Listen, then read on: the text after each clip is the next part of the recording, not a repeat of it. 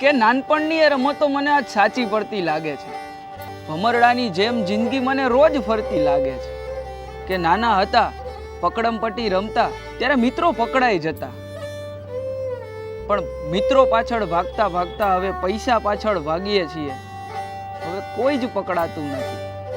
કે એક સમય એવો હતો જ્યારે એક મિત્ર કહે ચાલ રમવા ને બીજો આવી જાય, ને એક સમય આજ એવો છે કે એક મિત્ર કહે ચાલ મળવા ત્યાં તો કંઈક કામ આવી જાય। કે પેલા ખો રમવા માટે ગોતવામાં આવતા હતા, આજે ખો આપવા માટે ગોતીએ છીએ।